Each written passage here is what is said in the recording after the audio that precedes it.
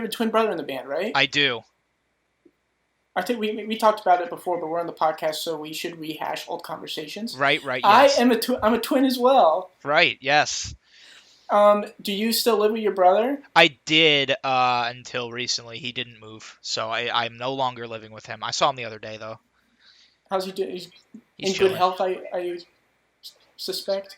Yeah, he's uh Good. he's a he's kind of got it. He's kind of got it made right now. He's tutoring for a community college at and he tutors physics because he has a physics degree. Wow. Yeah, he's a brainy individual. Um, but he just gets to he just sits there until like someone comes in for the tutoring. But he's paid hourly, so his the work from home thing is really working out for him, as I think it's working out for a lot of people. By the way, I think if COVID showed us anything, it's that like a lot of jobs that are traditionally done at workplaces can be done from home. Definitely. I Um, mean, my brother works in Chicago, but he's working from home, and his company, even when it first started, they said we're not going to expect anyone back until January, hmm. which I noticed a lot of companies were doing. What kind of work do you do, Pete? I'm a freelance writer, so I'll write about whatever Wow. needs to be written. Mostly, I look to write about things that I really like. Like I have a few like major passions that I like aim to write about, and then I'll just like kind of grind my teeth writing about whatever needs to be written about just to make money. For instance, I had like a pretty long stint of writing about like diagnosing car problems, uh, which is funny because I'm not like a cars person. I don't know much about my car at all, but I learned a lot about my car doing the research for those writings. So it'll be like how to know when your air oil filter is like messed up or whatever. Um, and like I wrote like hell I don't know like a bunch of articles for like all different basically car dealerships all through the same like freelance client that I guess these car dealerships were contracting for this work. So that's the kind of stuff I'll do. You know, I'm getting paid by the article, which can be kind of stressful because you never know like how much money you're gonna make this week. But hey, we manage. And then like I'll write Yeah. about basketball or video games or like music, like all those things that I really like. Those are Yeah. the projects I really pursue, but obviously, like when I need money quick, like I'll just do whatever. And do you have any like passion projects? Like, have you ever aspired to write that great American novel or maybe like a I screenplay or started writing. Yeah, I something? started writing a novel. Seriously? Yes, yeah. That's so cool. Can you give us any details about it, Spill the or is it beans. Spill the like how long have beans. you been working on it? Oh, like only like a month. So I'm still kind of in like the outline. Like I don't even know what happens in the end or whatever. You know. I That's so cool. Yeah. I don't know. I like it might never come to be. It's kind of just something I'm doing more for fun. Um. Sure. But yeah, I'm really I don't like I'm really into like fantasy novels. Like I'm a huge Lord of the Rings kid. Um, love Dungeons and Dragons. So I'll probably do something in that kind of. I really liked Game of Thrones, the show, at least until I saw the ending. Um, Are you into Skyrim too? yes, yeah, I like Skyrim. Cool. I just got back into that after like a couple years of not playing it. Hmm. When I talked to you last, you were telling me to get into Civilization, right? Did I? Why does that not sound like something you would say? Oh no, it 100% sounds like something I would say. Yeah, because I think you were hosting a Discord to celebrate your Oh yeah, that's releasing, okay. Yes, because and that's you were right when I so was playing like gracious, hundred. or whoever was organizing it was gracious to invite me to be a part of it. Yeah. And Oh, that was so fun. it was a lot of fun to catch up with you and a bunch of pals. But I think that's where I was telling you about whatever video games I was playing, which is never really a lot, and you told me to get into Civ, Civ. I think which I Civ's a haven't really done good yet. I don't know game. why I'm talking about it because I haven't done it yet.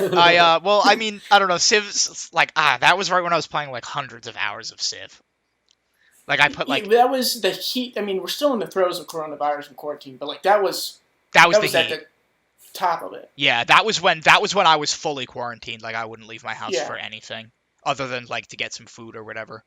Like the bare necessities, because that was like oh my god, that was when there was no toilet paper. I remember that. Yes, yeah, that era of dire times. So when you mentioned writing about basketball, I know you're a big sports fan. Do you get to write about sports? Yeah, I get to write about sports fairly frequently. It's kind of a popular like freelancing topic. Sure.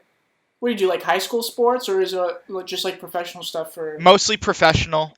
And then also fantasy sports are actually a pretty popular thing. Sure, I can imagine. Or like the daily fantasy betting. So I don't know. Unfortunately, like I feel like I'm slowly just developing a gambling addiction just from being part of the daily fantasy sports kind of like sphere. But it's I don't know. They're a lot of fun. Does a lot of research have to go into something like that? Or I know you to be a really big basketball fan. Are you a sports fan in general? I like baseball. I like, but not that much. I really like football, but mostly for the fantasy aspect. And basketball is like my main major sport that I follow. Sure.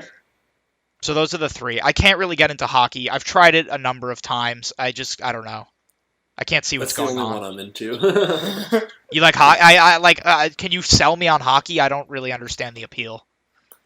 Sell us both. I don't know. I probably wouldn't be able to sell you unless, like, the only thing I say is, like, just go to a game and see it in person, which you can't do now. So have you ever been to a hockey game though, Pete? I haven't. They're fun. See, it's a lot more exciting when you're there. I've heard that as well. I don't know. You know what I do like about hockey though? I appreciate that they let the players fight. If like okay, so if I'm like a professional athlete and another professional athlete's making me mad and we just want to settle it with a fight, like who is some like idiot in a black and white shirt to say that I can't do that? So they just let them fight, which is cool. Like it's the fastest paced game with giant men with weapons in their hands and blades on their feet. They destroy each other. Stop and let players like settle things and cool it down. It's gonna get like out of hand really fast. No, that's true. Like fighting seems extreme, but it's actually a way to like cool things down a little bit. Yeah, I could actually see that. That's smart. Yeah, because they could really go at each other with like the blades is the scary part. Yeah, like Happy Gilmore style. Do you remember that movie where The Rock is the Tooth Fairy? Yeah, it's called The Tooth Fairy, isn't it? Yeah, but in that movie, he was a hockey player. There was something involved with hockey. Yeah, he was a hockey player. He's like the best hockey player or whatever. Which in the game plan, he was also like the best football player. See, I've seen the game plan. I wasn't gonna comment on the Tooth Fairy because I haven't seen this one, but I've definitely seen the game plan. I'm just bringing up Tooth Fairy real quick because I remember he's the best, and then he loses his job or whatever because he got into a fight, and in the fight, this movie was like rated G or something. He took his what are they called? Skates. Took his skates off. And then, like, held the blade part up to somebody's neck or something. That's and they absurd. showed it, but that was like, oh, you did that. That's like unspeakable. You're out of the league. It's a pretty big no-no. And then he became the Tooth Fairy somehow. But I just remember like that being very, very, very violent. Yeah, it's exceptionally violent especially for a movie about a Tooth Fairy. Yeah. The Tooth Fairy was always the most unsettling of like the childhood like I don't know, visitors, you might say, to me. Because what is she doing with all those teeth? What's the plan? That's a good question. That's not for you to know. Yeah, and where does she get all this money? He is right though. There's not a lot of popular folklore behind that. Yeah, exactly. Well, at least Santa could be a guy, could be a girl, could be something else. At least Santa Claus has like, you know, like a viable like story behind it. Like, okay, so there's this factory of like, I don't know, elves. Are they like indentured? Are they indentured servants or like I don't know, but like just strange like mass-produced toys that get built and then given to children for Christmas. Like, okay, but like at least there's like a process and then like an execution and a purpose. But for the I'm Tooth not Fairy, sure I know most about the Easter Bunny either.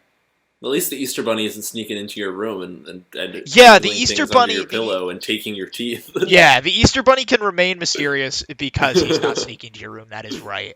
Like, I don't know. It freaks me out, the thought of like this tiny creature like going You don't under know my if they're pillow. tiny. It could be huge. Could be a giant bunny. And then like also like I always got like 50 cents from the Tooth Fairy, but like you go to school and some third grader's like, the Tooth Fairy left me like $20, and you're just like, okay, well, I guess not. My parents I guess got not me for me. books. You used to get books instead of money? It was terrible. I'd have books under my pillows. That is hysterical. That's good. That's good parenting. That is good parenting. I was like, damn, I don't even want to lose teeth now. Honest to God, though, when I was a kid, like, I had a piggy bank, but not really. And so I'd get the money, and then I'd just be like, here, Mom, take care of this. And I don't know what she'd do with it. She'd probably just put it there and then just put it back in the pocket. Yeah. That's really funny. Now, you know what would be like a big brain parenting move is to staple the money in the back of the book and only give it to the kid when they can like tell you what happens. Whoa. Book report. Not with, like, Google and stuff now, though. Yeah, some kid's just gonna spark note it on his iPad.